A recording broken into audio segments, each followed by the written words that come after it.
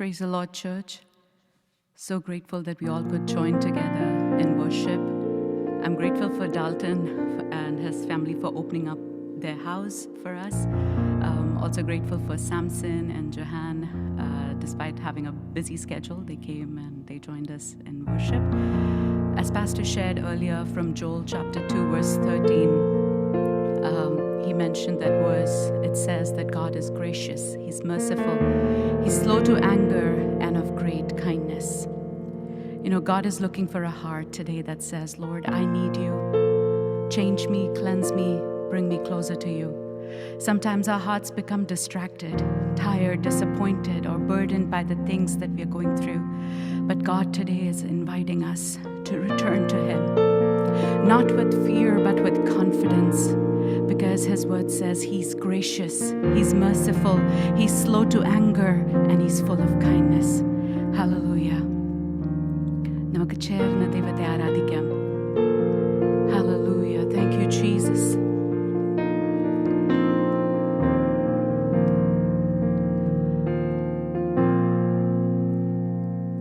तेरे पास आता हूँ यीशु तेरे पास Lord, we come before you. तेरे पास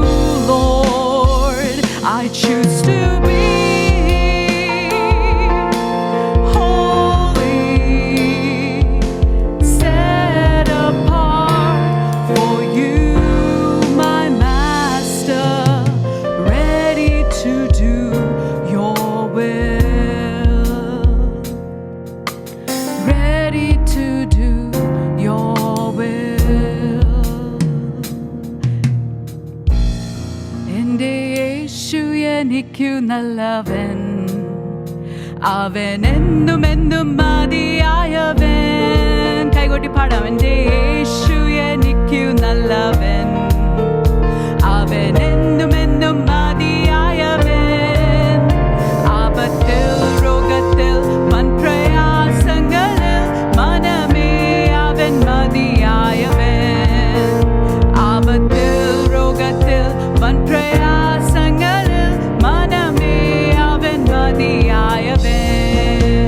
കാൽവരി മലമേൽ കയറി മുൾമുടി ശിരസിൽ വഹിച്ചു.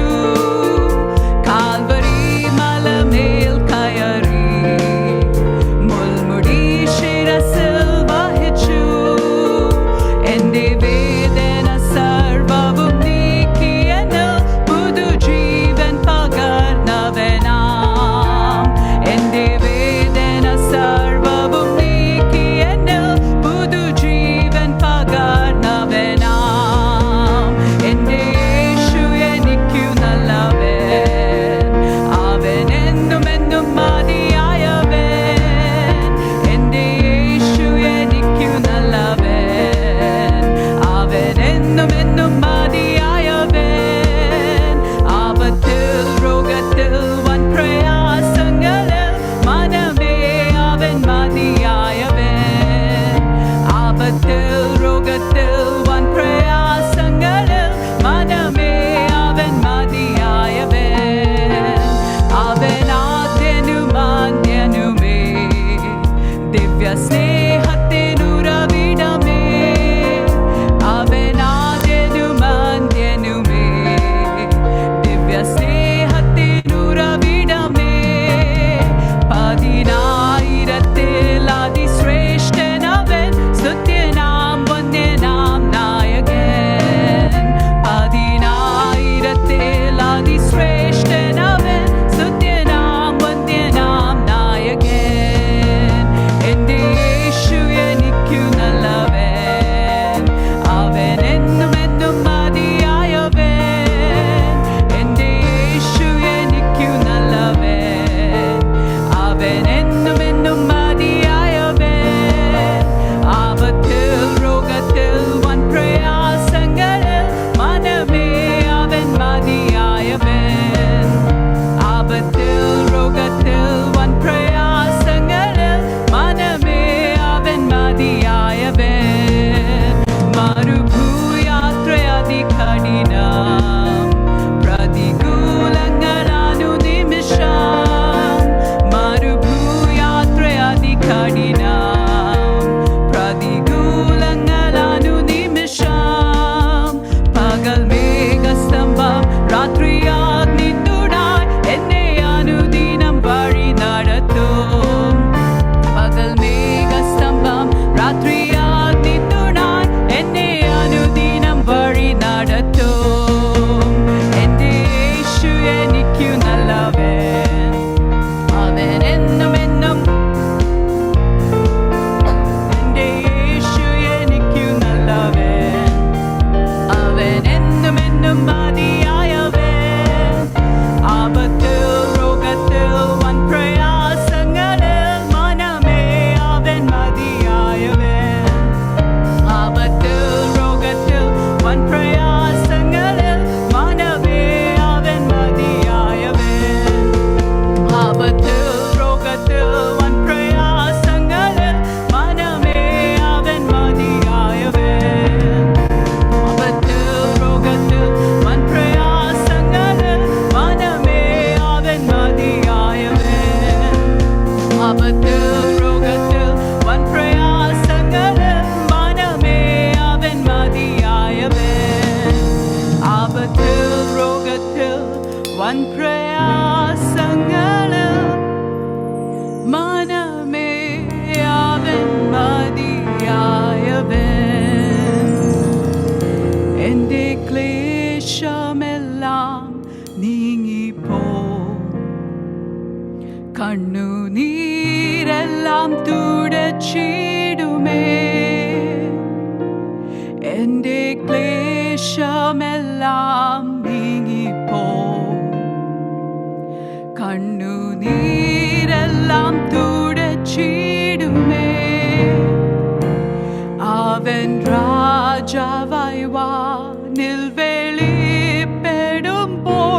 ഞാൻ അവനിടം പറന്നുയരും. അവൻ രാജാവായി വാനിൽ വെളിപ്പെടുമ്പോൾ ഞാൻ അവനിടം പറന്നുയരും. എൻ്റെ യേശു എനിക്കു നല്ലവൻ. He's gracious, He's merciful. അവൻ എന്നും എന്നും മതിയായവൻ. ചേർന്ന് പാടാം. എൻ്റെ യേശു എനിക്കു നല്ലവൻ. അവൻ എന്നും എന്നും മതിയായവൻ. ആപത്തിൽ രോഗത്തിൽ വൻ പ്രയാസങ്ങളിൽ മനമേ അവൻ മതിയായവൻ. ആപത്തിൽ രോഗത്തിൽ വൻ പ്രയാസങ്ങളിൽ മനമേ അവൻ മതിയായവൻ. Hallelujah. टूटकर बिखरने न देगा मुझे यीशु मसीह का प्यार. जिसने अकेला न छोड़ा मुझे, कैसा अनोखा प्यार. He's there for you and me. टूटकर बिखरने न देगा मुझे यीशु मसीह का प्यार. जिसने अकेला न छोड़ा मुझे, कैसा अनोखा प्यार. माँ की तरह मुझे थामेगा वो, गिरने न देगा मुझे. मेरे आँखों के आंसू को पोंछेगा वो, बाहों में लेगा मुझे. यीशुआ यीशुआ यीशुआ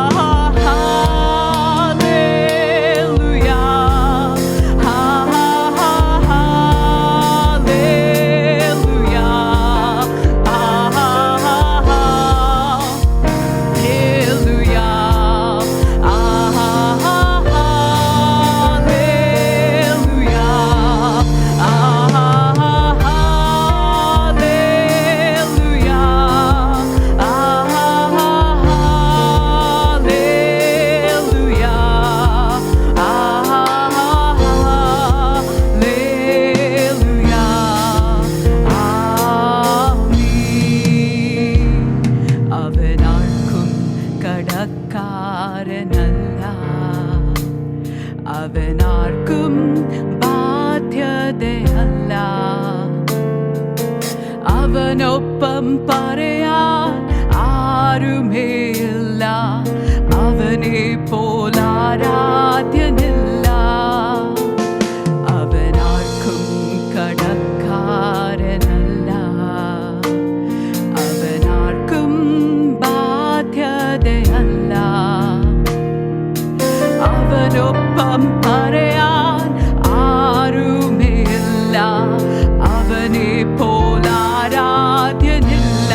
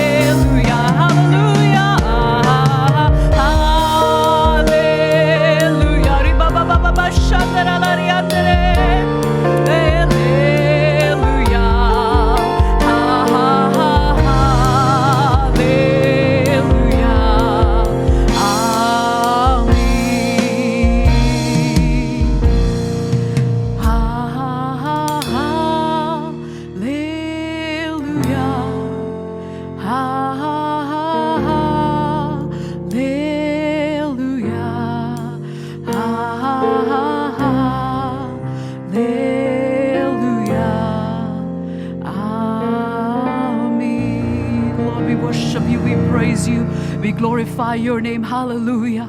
Maybe this evening, hallelujah, you've come into this presence of God emotionally broken. Maybe you're carrying something silently you cannot share. Maybe you feel distant from God. But God is calling us back, my dear brothers and sisters. Hallelujah. Hallelujah. Hallelujah. Devam parayunnu ende mool ende mon, come back to me. My child, come back. Hallelujah. We can trust him. Hallelujah. We can trust him. Hallelujah. You and I can trust him. You and I can hang on to him. Hallelujah. He's worthy of our worship. He's worthy of our praise. He's worthy of all glory, honor. Hallelujah. We worship you, God. Hallelujah. You are our strength, oh God. You are our refuge, oh God. You are our fortress, oh Lord Jesus. Hallelujah. Oh God. Lord Jesus, when we feel lonely, we come running to you, oh Lord. We come running towards you, oh God. Hallelujah, Jesus. Hallelujah. Thank you, Lord.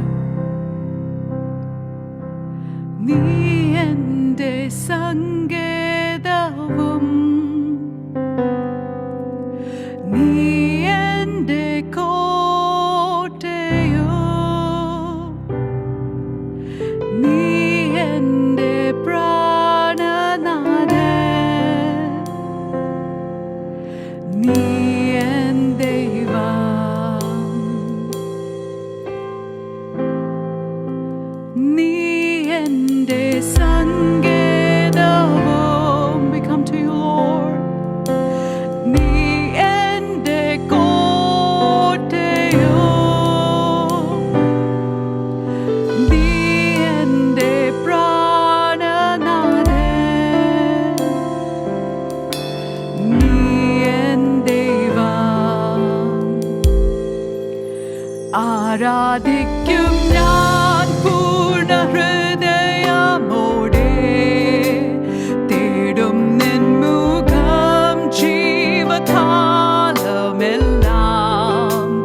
സേവിച്ചിടും ഞാൻ N സർവ്വവുമായി അടിയനിതാ.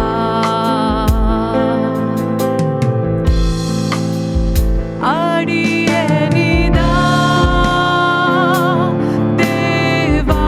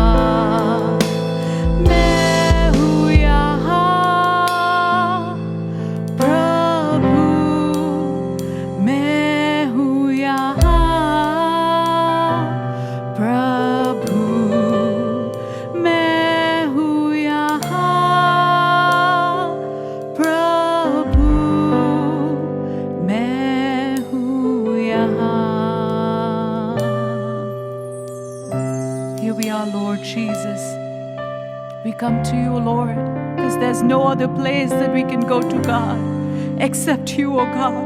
There's nobody else that we can go to, oh Lord, except you, Master. Thank you for your presence, oh God.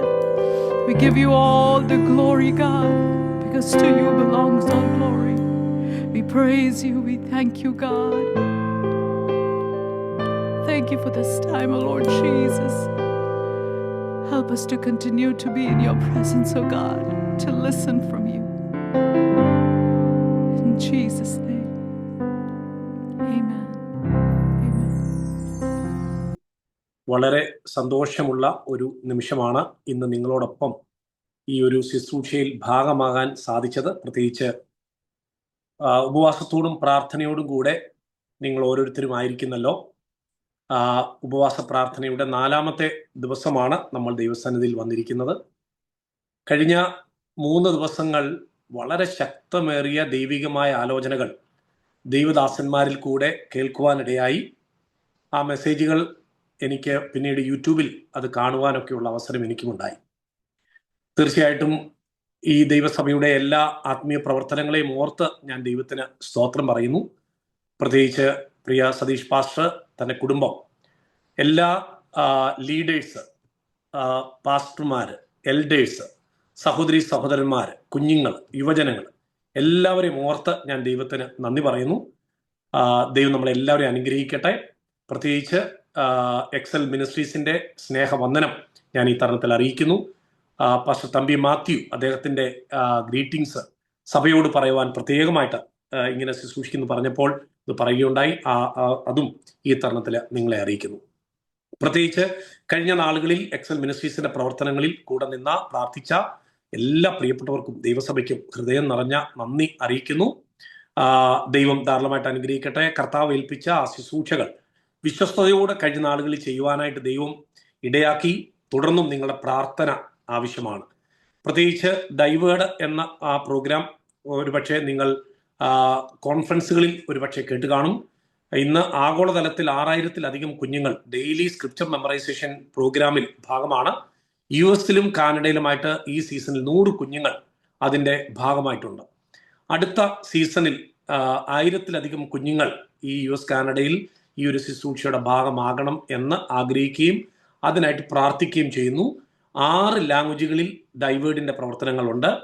അതുപോലെ തന്നെ നമ്മുടെ VBSന്റെ പ്രവർത്തനങ്ങൾ 15 ലാംഗ്വേജുകളിലുണ്ട്. അപ്പോൾ ഈ പ്രവർത്തനങ്ങളെയൊക്കെ ഓർത്ത് നിങ്ങൾ ദയവായി പ്രാർത്ഥിക്കുവാൻ ഞാൻ ഓർപ്പിക്കുന്നു. ഒരു നിമിഷം നമ്മുടെ കണ്ണുകളെ അടച്ച് തുടർന്നുള്ള ശുശ്രൂഷയുടെ അനുഗ്രഹത്തിനായിട്ട് നമുക്ക് പ്രാർത്ഥിക്കാം. നമുക്ക് വചനത്തിന് നമുക്ക് യാതൊരു ക്ഷാമവുമില്ല. അനുഗ്രഹീതരും ശ്രേഷ്ഠരുമായ ദൈവദാസന്മാർ നിരന്തരം ദൈവവചനം നമ്മളോട് സംസാരിക്കാറുണ്ട്, നമ്മളിത് കേൾക്കാറുണ്ട്.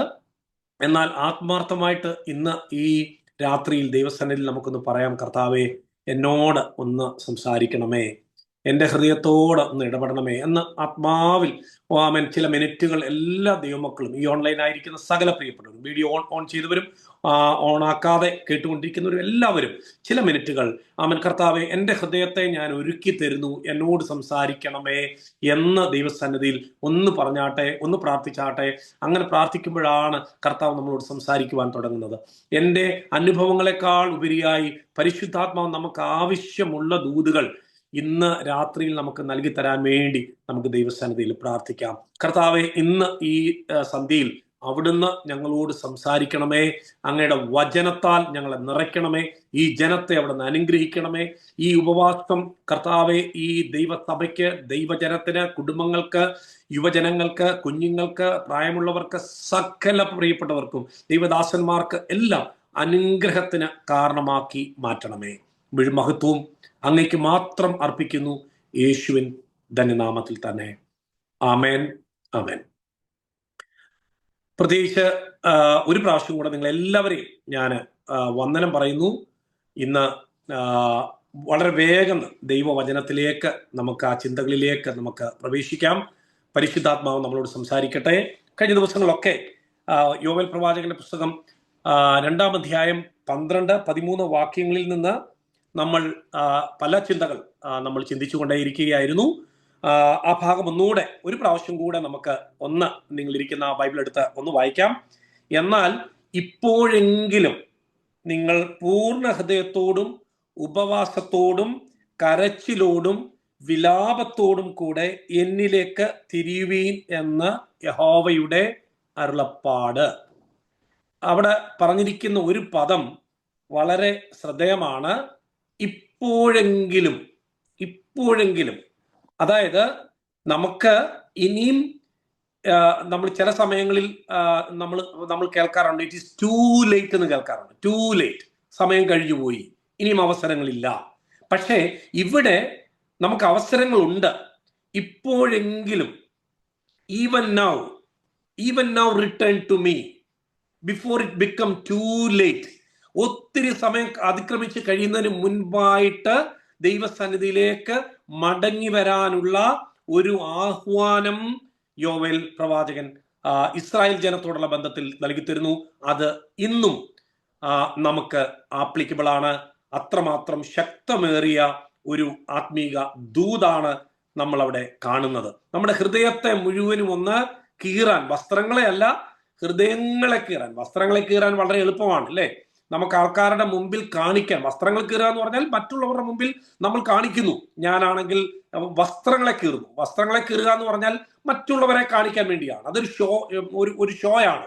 പക്ഷെ ദൈവം ആഗ്രഹിക്കുന്നത് വസ്ത്രങ്ങളെ കീറാനല്ല, മറിച്ച് നമ്മുടെ ഹൃദയത്തിനകത്തൊരു മാറ്റം ഉണ്ടാകണം എന്നാണ് ദൈവം നമ്മളിൽ നിന്ന് ആഗ്രഹിക്കുന്നത്. അങ്ങനെ അവൻ ആ ഒരു സിൻസിയർ ആയിട്ടുള്ള ഒരു റിപ്പൻഡൻസിലേക്ക് വരണം എന്നാണ് ദൈവം നമ്മളിൽ നിന്ന് ആഗ്രഹിക്കുന്നത്. അവൻ സിൻസിയർ ആയിട്ടുള്ള റിപ്പൻഡൻസ്. ഈ ദൈവത്തെ കുറിച്ച് പറയുമ്പോൾ ഞാൻ ഇന്ന് എൻ്റെ പ്രധാനപ്പെട്ട പോർഷൻ എനിക്ക് തന്നിരിക്കുന്ന 13-ാമത്തെ വാക്യമാണ്. ദൈവത്തിന്റെ ആട്രിബ്യൂട്ട്സിനെ കുറിച്ചാണ് ഞാൻ പറയാൻ വേണ്ടി പോകുന്നത്. ദൈവം ആരാണ് എന്ന് നമുക്കൊന്ന് മനസ്സിലാക്കാനുള്ള ഒരു സമയം ഇന്ന് നമ്മൾ എടുക്കുകയാണ്. ദൈവം ആരാണ്? ദൈവത്തെ ഒന്ന് മനസ്സിലാക്കാൻ.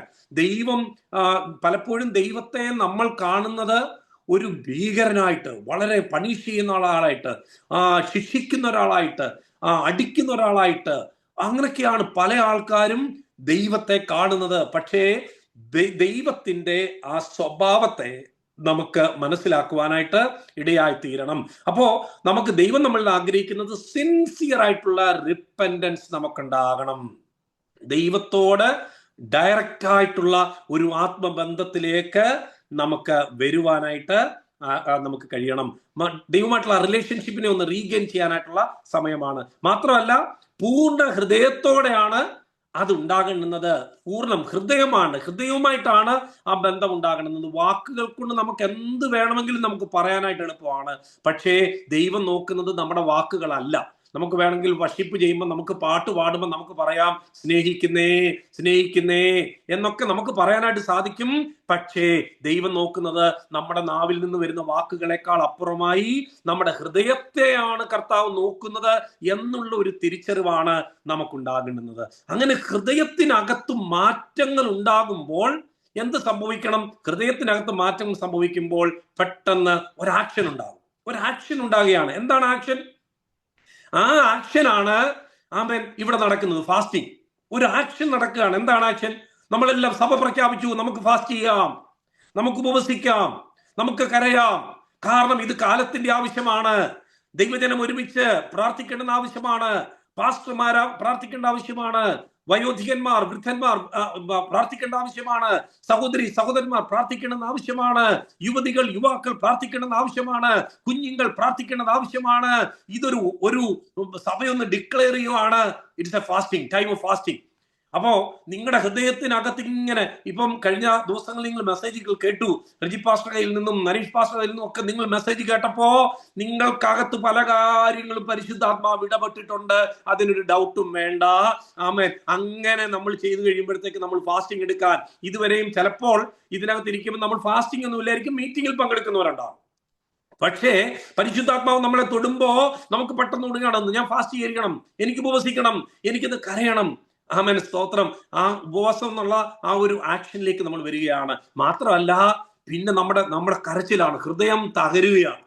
ഹൃദയം തകർന്ന് നമ്മൾ നിലവിളിക്കാനും കരയാനും നമ്മൾ തുടങ്ങുകയാണ്. നിലവിളിക്കാനും കരയാനും തുടങ്ങുകയാണ്.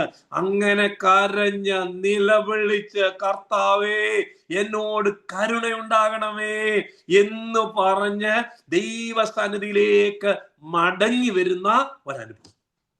കരഞ്ഞ് നിലവിളിച്ച് ദൈവം നമുക്ക് ദൂതുകൾ നൽകി തരുമ്പോൾ, ദൈവം നമ്മുടെ തെറ്റുകളെ ചൂണ്ടിക്കാണിക്കുമ്പോൾ, ദൈവം നമ്മുടെ കുറവുകളെ കാണിച്ചു തരുമ്പോൾ നമുക്ക് ദൈവസന്നിധിയിൽ പൊട്ടിക്കരയാൻ നമുക്ക് സാധിക്കുന്നുണ്ടെങ്കിൽ അതാണ് കർത്താവ് ആഗ്രഹിക്കുന്നത്.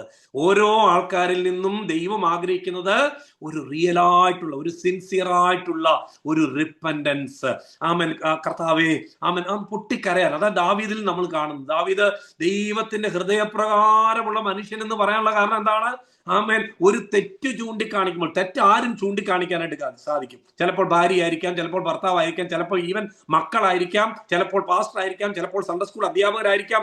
ആരെങ്കിലും ഒക്കെ നമ്മുടെ കുറവുകളെ ഒന്ന് ചൂണ്ടിക്കാണിക്കുമ്പോൾ, സഹോദര ഒന്ന് വാച്ച് ചെയ്യണം, ആമൻ, സഹോദരി ഒന്ന് ശ്രദ്ധിക്കണം എന്നൊക്കെ ആരെങ്കിലും ഒക്കെ പറയുമ്പോൾ, ആരെങ്കിലും ഒക്കെ വിമർശിക്കുമ്പോൾ, ആരെങ്കിലും ഒക്കെ നമ്മുടെ കുറവുകളെ കാണിച്ചു തരുമ്പോൾ പൊട്ടിക്കരയാനും നിലവിളിക്കാനും കരയാനും ഒക്കെയുള്ള ഒരു മനസ്സ്, ആമൻ, സ്തോത്രം, റിബല്യസ് ആകാതെ. റിബല്യസ് പലപ്പോഴും നമുക്ക് സംഭവിക്കുന്നത് എന്താണെന്ന് അറിയാമോ?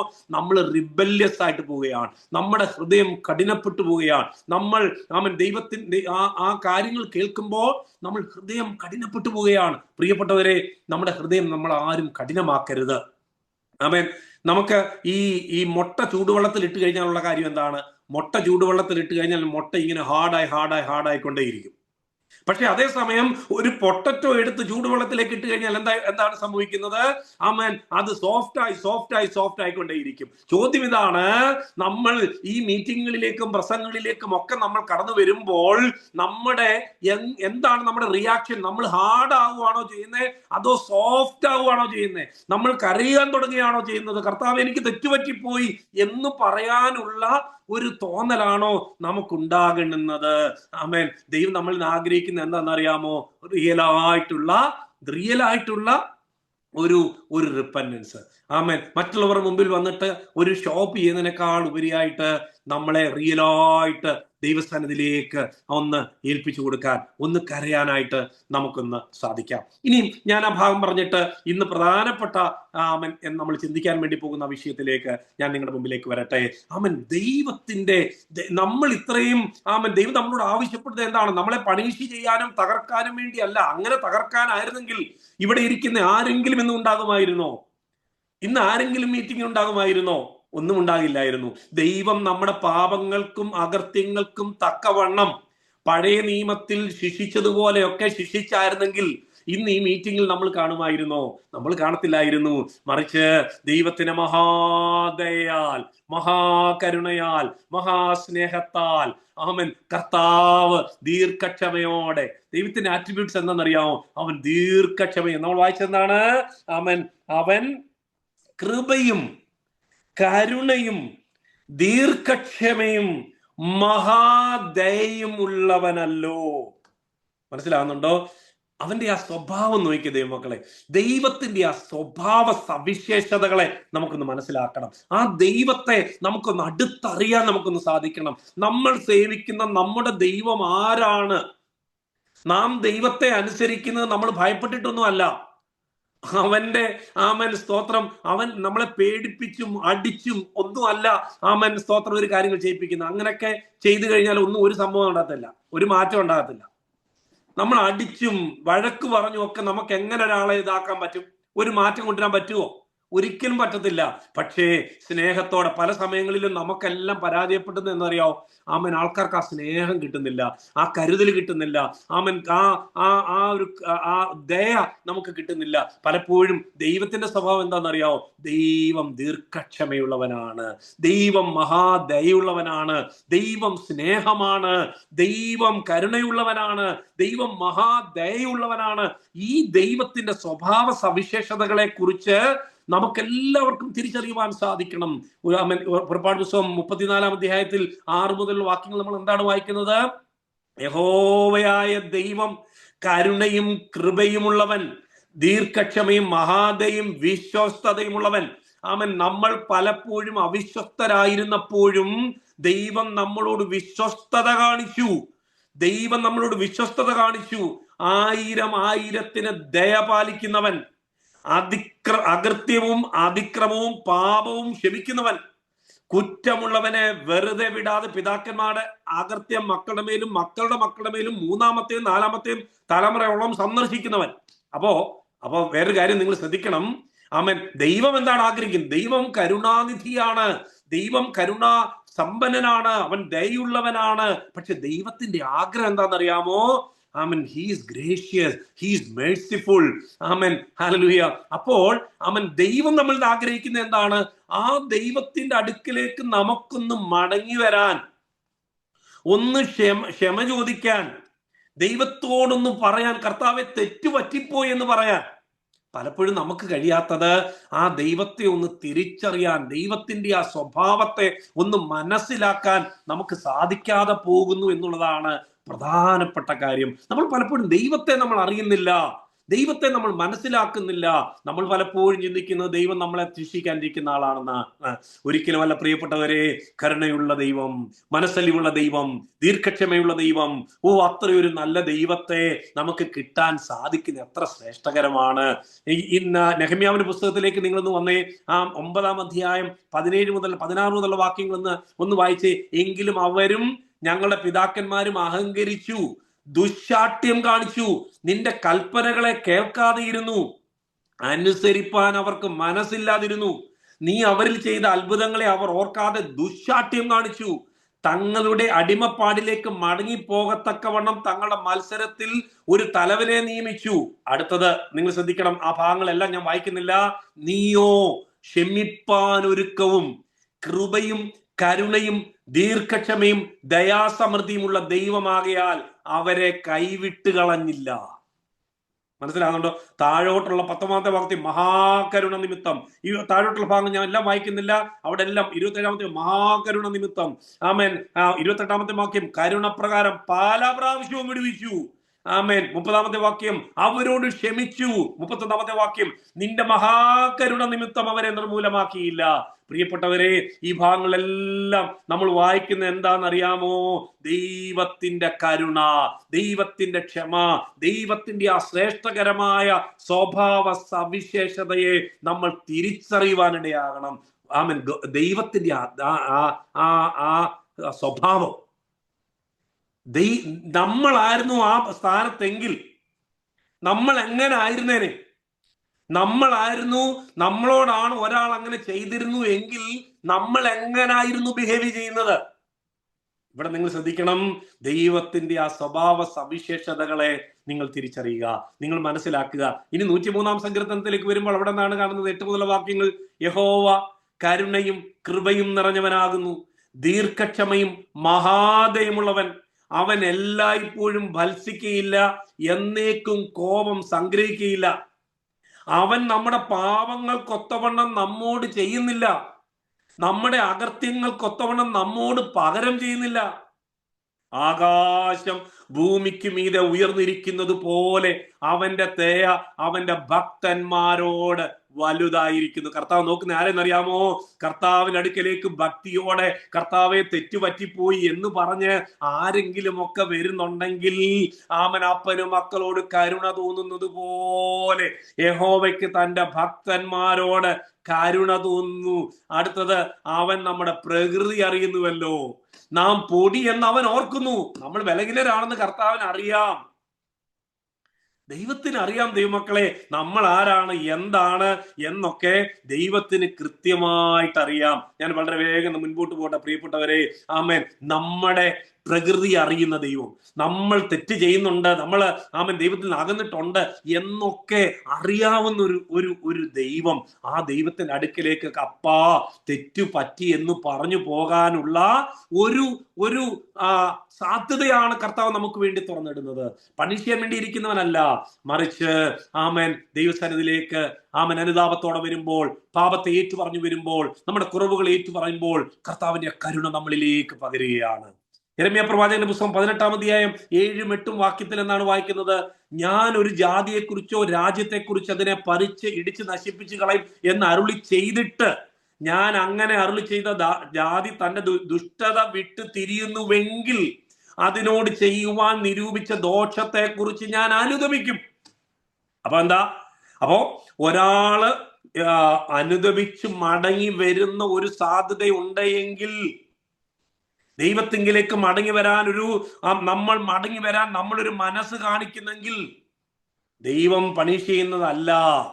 ആമേൻ. പലപ്പോഴും നമുക്ക് എന്താ പറ്റുന്നതെന്ന് ചോദിച്ചു കഴിഞ്ഞാൽ, തെറ്റുകൾ പല ആവർത്തിച്ച് കഴിയുമ്പോൾ നമ്മുടെ മനസാക്ഷി മരവിച്ചു പോകും. നമുക്ക് മനസാക്ഷി കുത്തില്ലാതെ പോകും. പ്രാർത്ഥിക്കണമെന്നുള്ളൊരു തോന്നലില്ലാതെ പോകും. പലപ്പോഴും നമ്മൾ സാധാരണയായിട്ട് കർത്താവേ എന്നെ സഹായിക്കണമെന്ന് എപ്പോഴാ പറയുന്നത്? നമ്മൾ കർത്തൃമേശ എടുക്കുന്ന സമയത്താണ് നമ്മൾ കൂടുതലും കർത്താവേ എന്നോട് ക്ഷമിക്കണേ എന്ന് പറയുന്നത്. സ്തോത്രം. കർത്തൃമേശ എടുക്കുന്ന സമയത്ത്. പിന്നെ കുറച്ച് കഴിയുമ്പോഴത്തേക്ക് നമുക്ക് പിന്നെയും നമ്മുടെ ഹൃദയം അങ്ങ് കഠിനപ്പെട്ടു പോകുന്നു. പ്രിയപ്പെട്ടവരെ, ഒരു കാര്യം, ദൈവത്തിന്റെ ആ ശ്രേഷ്ഠകരമായ സ്വഭാവ സവിശേഷതകളെ നിങ്ങൾ തിരിച്ചറിയണം. അവൻ ദൈവമാരാണ്. നിങ്ങൾക്കറിയാം, നിനവെ പട്ടണത്തെ കുറിച്ച് ദൈവം യോനയോട് പറഞ്ഞു, പ്രസംഗിക്കാൻ പറഞ്ഞു, ആ പട്ടണത്തെ ഞാൻ നശിപ്പിക്കാൻ വേണ്ടി പോവുകയാണ്, അവരുടെ പാപം അത്ര വലുതായിരിക്കുന്നു. അങ്ങനെ ആളുകളെ നശിപ്പിക്കുവാൻ ദൈവം തീരുമാനിച്ച് യോനെ അവിടെ അയച്ച്, യോനെ അവിടെ ചെന്ന് പ്രസംഗിച്ച്, ആ പ്രസംഗം കേട്ടപ്പോൾ തന്നെ സ്തോത്രം, ആ പട്ടണം മുഴുവനും, ദൈവമാണ് പ്രതീക്ഷിക്കുന്നത്, ആ പട്ടണം മുഴുവനും, രാജാവും മനുഷ്യരും എല്ലാവരും, മൃഗങ്ങളും എല്ലാവരും രട്ടിലും വെണ്ടീരിലും ഇരുന്ന് പ്രാർത്ഥിക്കുവാൻ തുടങ്ങിയപ്പോൾ, അവർ ദൈവസന്നിധിയിൽ കരയുവാൻ തുടങ്ങിയപ്പോൾ അവിടെ എന്താ സംഭവിച്ചതെന്ന് അറിയാമോ? ദൈവം അനുദപിച്ചു. അവർക്ക് വരുത്താനുള്ള ആ ദുരന്തത്തിൽ നിന്ന് ദൈവം അവരെ മാറ്റി.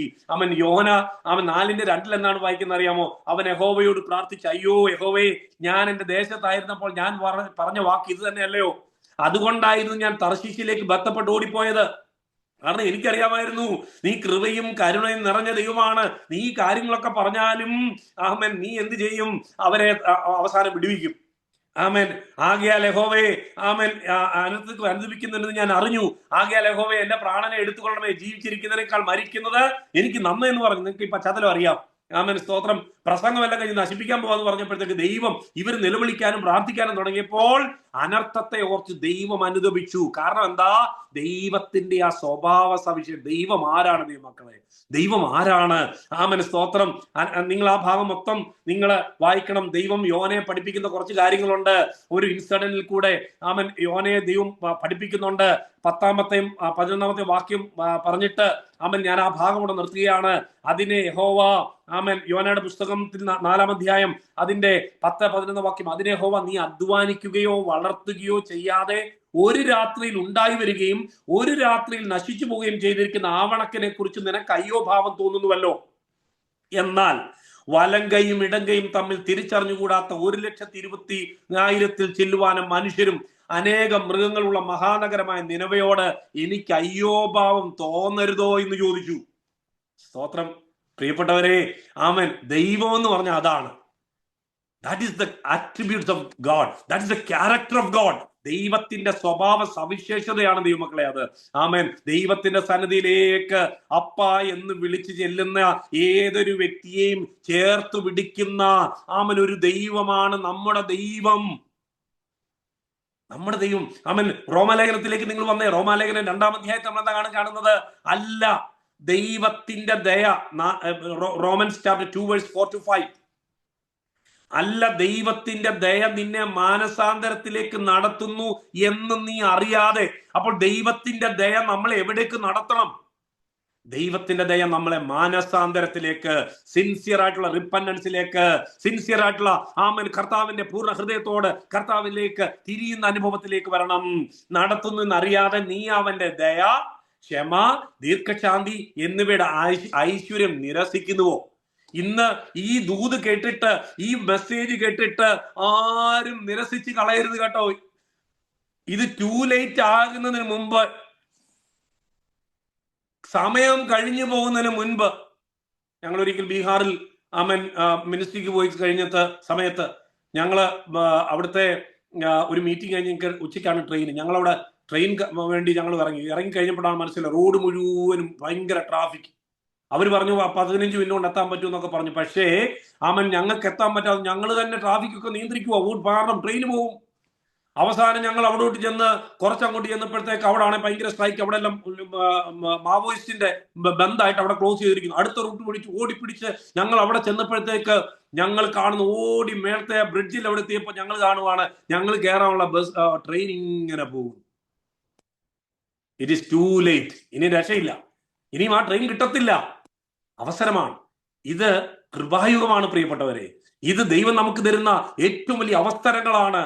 ആവർത്തിച്ച് ദൈവവചനം നമ്മളിലേക്ക് വരുന്നത് റിപ്പന്റ് ചെയ്യാനും കരയാനും നിലവിളിക്കാനും അനുദപിക്കാനും ഒക്കെയുള്ള അവസരമാണ്. എന്നാൽ നിന്റെ കാഠിന്യത്താലും, എവിടെയാണ് പ്രശ്നം? കാഠിന്യം. അനുതാപമില്ലാത്ത ഹൃദയത്താലും നീ ദൈവത്തിന്റെ നീതിയുള്ള വിധി വെളിപ്പെടുന്ന കോപ ദിവസത്തേക്ക് നിനക്ക് തന്നെ കോപം ചരതിച്ചു വെക്കുന്നു.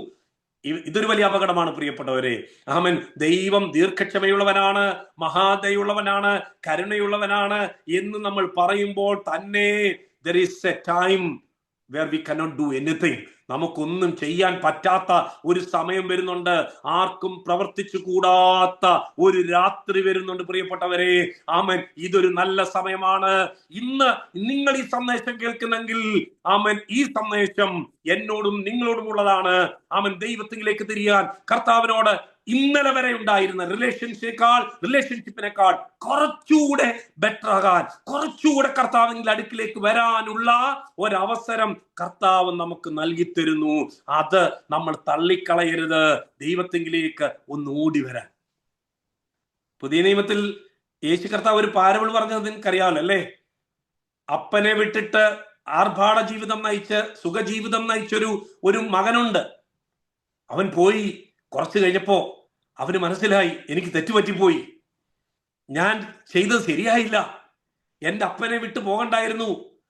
സ്തോത്രം. അപ്പൻ അവിടെ ചെന്നപ്പോ പലതും നമുക്ക് ഉപദേശങ്ങളും കാര്യങ്ങളും ഒക്കെ കുറച്ച് റെസ്ട്രിക്ഷൻസ് ഒക്കെ വരുമ്പോ പെട്ടെന്ന് ഓർക്കും ഇവിടെ ചെല്ലുമ്പോ എല്ലാം പാസ് വഴക്ക് പറയുന്നു, എല്ലാം പ്രശ്നമാണ്, അതുകൊണ്ട് വിട്ടുപോയേക്കാം. സ്തോത്രം. ഈ മകൻ എല്ലാം സ്വത്തും മേടിച്ച്, അവന്റെ സ്വത്തെല്ലാം മേടിച്ച് അപ്പനിൽ നകന്നു പോകുമ്പോ നിങ്ങൾ അപ്പനെ ശ്രദ്ധിച്ചിട്ടുണ്ടോ? അപ്പൻ എങ്ങനെ ഇരിക്കുന്നത് നിങ്ങൾ കണ്ടിട്ടുണ്ടോ? നോക്കി എപ്പോഴും ഇങ്ങനെ ദൂരത്തേക്ക് നോക്കിയിരിക്കുക. എന്റെ മകൻ എപ്പോൾ വരും, എപ്പോഴാണ് എന്റെ മകൻ വരുന്നത് എന്ന് നോക്കിയിരിക്കുന്ന ഒരു അപ്പൻ.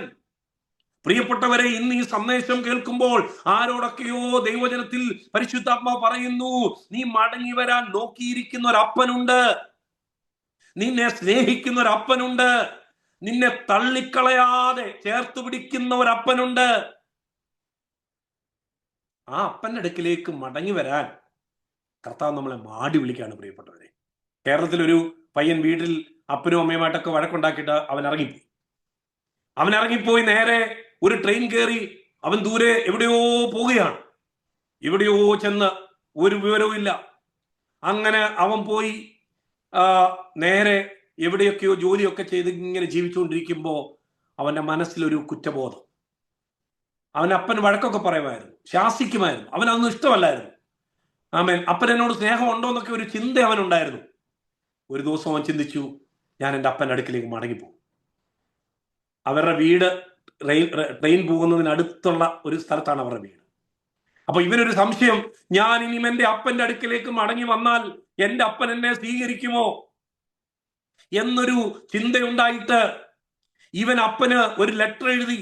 ആ ലെറ്ററിൽ ഇങ്ങനെയാണ് എഴുതി വെച്ചത്, അപ്പോ എനിക്ക് തെറ്റുപറ്റിപ്പോയി, എനിക്ക് മടങ്ങി വരണമെന്ന് ആഗ്രഹമുണ്ട്, പക്ഷെ എനിക്കൊരു സംശയം, എൻ്റെ അപ്പൻ എന്നെ തിരിച്ചു കയറ്റുവോ, എൻ്റെ അപ്പൻ എന്നെ സ്നേഹിക്കുവോ, എന്നെ കൈക്കൊള്ളുമോ എന്നെനിക്ക് ആശങ്കയുണ്ട്. അതുകൊണ്ട് അപ്പൻ എന്നെ ശരിക്കും സ്നേഹിക്കുന്നെങ്കിൽ ഞാൻ ഒരു ട്രെയിനിൽ ഞാൻ വരും. ഞാൻ വരുമ്പോൾ നമ്മുടെ വീടിന്റെ അതിലേക്കൂടെ പോകുമ്പോൾ ഞാൻ നോക്കും, അപ്പൻ എന്നെ സ്നേഹിക്കുന്നുണ്ടെങ്കിൽ അവിടെ ഒരു വൈറ്റ് ഫ്ലാഗ് കെട്ടിവെക്കണമെന്ന് പറഞ്ഞു. White flag. ആ വൈറ്റ് ഫ്ലാഗ് കാണുവാണെങ്കിൽ എനിക്കറിയാം എൻ്റെ അപ്പൻ എന്നോട് ഇഷ്ടമാണ്. അങ്ങനാണെങ്കിൽ ഞാൻ അടുത്ത സ്റ്റേഷനിൽ ഇറങ്ങി ഞാൻ എൻ്റെ അപ്പൻ അടുക്കിലേക്ക് വരും. ഇനിയും അതല്ല, ആ വൈറ്റ് ഫ്ലാഗ് അവിടെ കാണുന്നില്ലെങ്കിൽ ഞാൻ ഇനി ഒരിക്കലും എൻ്റെ അപ്പൻ്റെ അടുക്കിലേക്ക് വരത്തില്ല എന്ന് പറഞ്ഞ് ഒരു ലെറ്റർ അയച്ചു. അങ്ങനെ ഈ ലെറ്റർ അപ്പന് കിട്ടിക്കഴിഞ്ഞപ്പോ അപ്പൻ എന്താ ചെയ്തെന്നറിയാമോ? അപ്പൻ വീടിന്റെ അവിടുത്തെ മരത്തിൽ ഒരു ഫ്ലാഗ് അല്ല, ആ ട്രീ മുഴുവനും ഫ്ലാഗുകൾ കൊണ്ട് നിറച്ചു, വൈറ്റ് ഫ്ലാഗ് കൊണ്ട് നിറച്ചു. അങ്ങനെ അവൻ, ആ പയ്യൻ ആ ട്രെയിനിൽ ഇങ്ങനെ വരുമ്പോൾ അവന്റെ വീടിന്റെ അടുക്കൽ എത്തിയപ്പോൾ അവൻ നോക്കുമ്പോൾ അവൻ കാണുന്നത് ആ ട്രീയിൽ മുഴുവനും വൈറ്റ് ഫ്ലാഗ് കൊണ്ട് നിറച്ചിരിക്കുന്നു. അവൻ അടുത്ത സ്റ്റേഷനിൽ ഇറങ്ങി വീട്ടിൽ വന്നു. അപ്പൻ അവനെ കെട്ടിപ്പിടിച്ചു, ചുംബിച്ചു, അവനെ സ്നേഹത്തോടെ അവനെ ചേർത്ത് പിടിച്ചു. അവൻ കരഞ്ഞു, പൊട്ടിക്കരഞ്ഞ് അപ്പനോട് പറഞ്ഞു, അപ്പ എനിക്ക് തെറ്റുപറ്റിപ്പോയി, എന്നോട് ക്ഷമിക്കണം എന്ന് പറഞ്ഞു. പക്ഷെ അവൻ അപ്പനോട് ചോദിച്ചൊരു കാര്യമുണ്ട്, അപ്പ ഞാൻ ഒരു ഫ്ലാഗ് അല്ലേ പറഞ്ഞല്ലോ, അപ്പൻ എന്തിനാ ഈ ട്രീ മുഴുവനും ഫ്ലാഗ് കൊണ്ട് നിറച്ചതെന്ന് പറഞ്ഞപ്പോൾ അപ്പൻ പറഞ്ഞു, മോനെ, ഞാൻ ഒരു ഫ്ലാഗ് ഞാൻ വെക്കുമ്പോ നീ അബദ്ധത്തിലെങ്ങാണം ആ സ്പീഡിൽ ആ ട്രെയിൻ പോകുമ്പോൾ ആ ഫ്ലാഗ് കാണാതെ നീ പോയി കഴിഞ്ഞാൽ എനിക്ക് നിന്നെ എന്നേക്കുമായിട്ട് നഷ്ടപ്പെടും.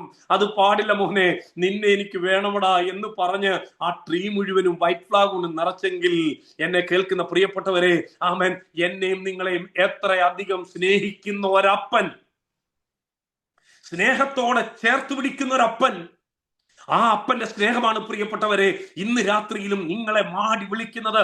ആ സ്നേഹത്തിലേക്ക് നമ്മുടെ കർത്താവ് നമ്മളെ മാടി വിളിക്കുന്നു. തിരിഞ്ഞു വരാൻ, മടങ്ങി വരാൻ, അപ്പന്റെ അടുക്കിലേക്കൊന്ന് ഓടി വരാൻ. സ്തോത്രം. തെറ്റുപറ്റാത്തവരായിട്ട് ആരാണുള്ളത്? കുറ്റം ചെയ്യാത്തവരായിട്ട് ആരാണുള്ളത്? നമ്മളെല്ലാവരും ഒക്കെ തെറ്റുകളും കുറ്റങ്ങളും ഉള്ളവരാണ് പ്രിയപ്പെട്ടവരെ.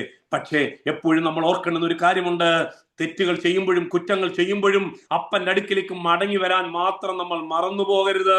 നിങ്ങൾ ശ്രദ്ധിച്ചേ, ആമൻ, പത്രോസിന്റെ ലൈഫ് നിങ്ങൾക്കറിയാമല്ലോ അല്ലേ? ആമൻ, സ്തോത്രം. പത്രോസ് യേശുവിനെ തള്ളി പറഞ്ഞു, പ്രാഗി ആണയിട്ടു. വലിയ പാവമല്ലേ ചെയ്തത്? വലിയ തെറ്റല്ലേ ചെയ്തത്? ഇത്ര 3.5 വർഷം കൂടെ നടന്ന് എല്ലാം ചെയ്തിട്ട് അവസാന നിമിഷം പറയുകയാണ്, ഞാൻ അവനെ അറിയുന്നില്ല. പ്രാകാനും ആണയിടാനും തുടങ്ങി. പക്ഷേ യേശു ഒരു നോട്ടം നോക്കി കേട്ടോ, ഒരു തിരിഞ്ഞൊരു നോട്ടം. ആ നോട്ടം സ്നേഹത്തിന്റെ നോട്ടമായിരുന്നു, ആർദ്രതയുടെ നോട്ടമായിരുന്നു, ദയയുടെ നോട്ടമായിരുന്നു. പ്രിയപ്പെട്ടവരെ, ആ ഒരൊറ്റ നോട്ടത്തിൽ പത്രോസ് എന്താ ചെയ്തെന്നറിയാമോ? പൊട്ടിക്കരഞ്ഞ്, അലമുറയിട്ട് കരഞ്ഞ്, ദൈവസന്നിധിയിലേക്ക് തെറ്റുപറ്റിപ്പോയി എന്ന് പറയാനുള്ള ഒരു മനസ്സിലേക്ക് വന്നെങ്കിൽ, പ്രിയപ്പെട്ടവരെ, ഇന്ന് രാത്രിയിലും പരിശുദ്ധാത്മാവ് നിങ്ങളെ ഉത്സാഹിപ്പിക്കുന്നത് കർത്താവിലേക്കൊന്നും മടങ്ങി വരാൻ, ആ സ്നേഹനിധിയായ കർത്താവിന്റെ അപ്പന്റെ ആ അടുത്തേക്കൊന്ന് ഓടി വന്ന് ആ സ്നേഹമൊന്ന് സ്വീകരിക്കാൻ കർത്താവ് നിങ്ങളെ മാടി വിളിക്കുകയാണ്.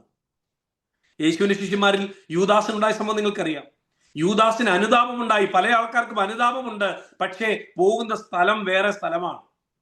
ആമേൻ. നിങ്ങൾക്കറിയാമോ, യൂദാസിന് അനുതാപമുണ്ടായി. യൂദാസ് പോയ സ്ഥലം എവിടെയാണെന്ന് അറിയാമോ? മഹാപുരോഹിതന്റെ അടുക്കിലേക്ക് ചെന്നു. എന്നിട്ട് അവരോട് പറഞ്ഞു, ഞാൻ തെറ്റ് ചെയ്തു പോയി, ഞാൻ കുറ്റമില്ലാത്ത രക്തത്തെ കാണിച്ചു കൊടുത്തു എന്നൊക്കെ പറഞ്ഞ് അനുദപിച്ചു. പക്ഷേ ആ മഹാപുരോഹിതൻ പറഞ്ഞെന്താണ്? നീ നിന്റെ കാര്യം നോക്കണം, ഞങ്ങൾക്ക് ഇതുമായിട്ട് യാതൊരു ബന്ധവുമില്ല. ഞാൻ എപ്പോഴും ആ ഭാഗം ചിന്തിക്കുമ്പോൾ ചിന്തിക്കാറുണ്ട്, ദൈവമേ, യൂദാസ് എന്തൊരു മണ്ടത്തരമാണ് കാണിച്ചത്. യൂദാസ് ആ മഹാപുരോഹിതന്റെ അടുക്കൽ പോകുന്നതിന് മുൻപായിട്ട് യേശുവിന്റെ അടുക്കലായിരുന്നു അവൻ ചെല്ലുന്നതെങ്കിൽ, ആമേൻ, 2 കരവും നീട്ടിപ്പിടിച്ച് അവനെ സ്വീകരിക്കുന്ന ഒരു സ്നേഹനിധിയായ ഒരു ദൈവത്തെ അവന് കാണാമായിരുന്നു. അവൻ മരിക്കേണ്ടി വരില്ലായിരുന്നു, ഒരു കയറിൽ അവൻ തീരത്തില്ലായിരുന്നു. അവൻ ചെന്ന സ്ഥലം റോങ് പ്ലേസ് ആയി പോയി. പ്രിയപ്പെട്ടവരെ, റോങ് പ്ലേസിൽ പോകരുത്. ആമേൻ. തെറ്റായ കൂട്ടുകെട്ടിലേക്ക് പോകരുത്. എവിടെയെങ്കിലും ഒക്കെ തെറ്റു പറ്റിയിട്ടുണ്ടെങ്കിലും പലപ്പോഴും നമുക്ക് പറ്റുന്ന പ്രശ്നം നമ്മുടെ ഈഗോയാണ് നമ്മളെ അനുവദിക്കാത്തത്. ഈഗോയാണ് നമുക്ക് അനുവദിക്കാത്തത് ഒരു ക്ഷമ ചോദിക്കാൻ, ഒരു തെറ്റ് പറയാൻ, ആമേൻ, പറ്റിപ്പോയെന്ന് പറയാൻ. നിങ്ങൾ ഈ രാഷ്ട്രീയ പാർട്ടികളെയൊക്കെ നോക്കിയാൽ മതി, അവർക്ക് ഒരു പ്രശ്നമില്ല. അവരൊരു കാര്യം, ഒരു സംഭവം വെച്ചു, നേരെ പബ്ലിക്കിൽ വന്നിട്ട് പറഞ്ഞു, എന്നോട് ക്ഷമിക്കണം എന്ന് പറയും, ഒരു കുഴപ്പമില്ല. പക്ഷെ നമുക്കാണത് പറ്റാത്തത്. ആമേൻ. പ്രിയപ്പെട്ടവരെ, കർത്താവിന്റെ സന്നിധിയിലേക്കൊന്ന് മടങ്ങി വരാൻ, ദൈവത്തിന്റെ മുഖത്തേക്കൊന്ന് നോക്കാൻ, അപ്പാ എന്നോട് ക്ഷമിക്കണമേ എന്നൊന്ന് പറയാൻ. സ്തോത്രം. ദൈവമാണ് ആഗ്രഹിക്കുന്നത്. ദാവീദിന്റെയും ശൗലിന്റെയും കാര്യം നോക്കുമ്പോഴും, ആമേൻ, നിങ്ങൾക്കറിയാം, ദാവീദ്, ആമേൻ, വലിയ നല്ല നീതിമാനായിട്ട് തോന്നുന്നുണ്ടല്ലോ, അവന്റെ ആറ്റിറ്റ്യൂഡാണ് പ്രിയപ്പെട്ടവരെ, ആമേൻ, ദൈവസന്നിധിയിലേക്ക് മടങ്ങി വരാനുള്ള ആ ഒരു ആറ്റിറ്റ്യൂഡ്. 2 ഹൃദയമാണ്. ആമേൻ. ദൈവം നമ്മളിൽ നിന്ന് ആഗ്രഹിക്കുന്നത് ആമൻ സോഫ്റ്റ് ആയിട്ട് ആമൻ ദൈവത്തിലേക്ക് മടങ്ങി വരാനായിട്ടുള്ള ഒരു അനുഭവത്തിലേക്കാണ് കർത്താവ് നമ്മളെ വിളിക്കുന്നത്. ഇന്ന് ഈ വചനം കേൾക്കുമ്പോൾ ആമൻ ഇത് കേട്ടുകൊണ്ടിരിക്കുമ്പോൾ തന്നെ നമുക്ക് കർത്താവിനോട് പറയാം, കർത്താവേ എന്നോട് ക്ഷമിക്കണമേ ക്ഷമിക്കണമേ എന്ന് നമുക്ക് പറയാം.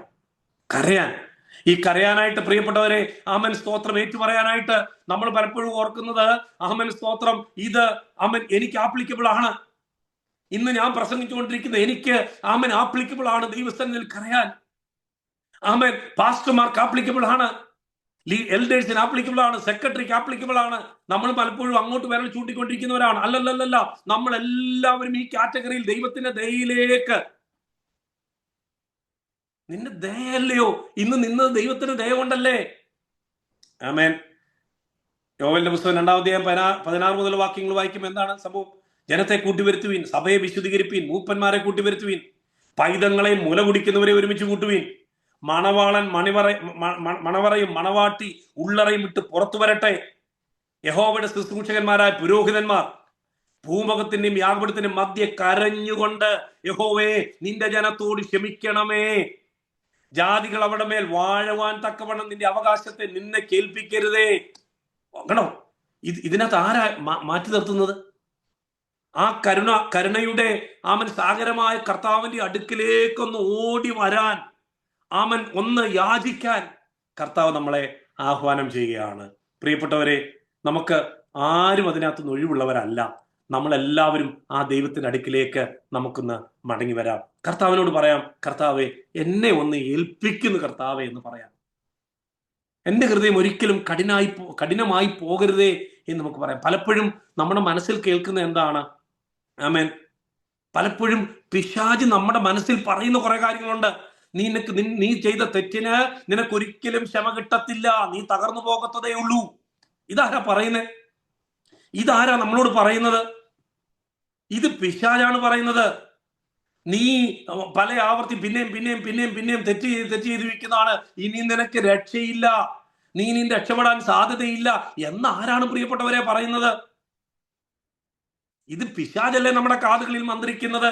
അങ്ങനെ മന്ത്രിക്കുമ്പോൾ ആമൻ പുറപ്പാട് 34:6 നിങ്ങൾ പറയണം, he's merciful, he's gracious and slow to anger. ഇത് പറയണം, കരുണയുള്ളവൻ, ദയയുള്ളവൻ, ഇതങ്ങ് പറയണം.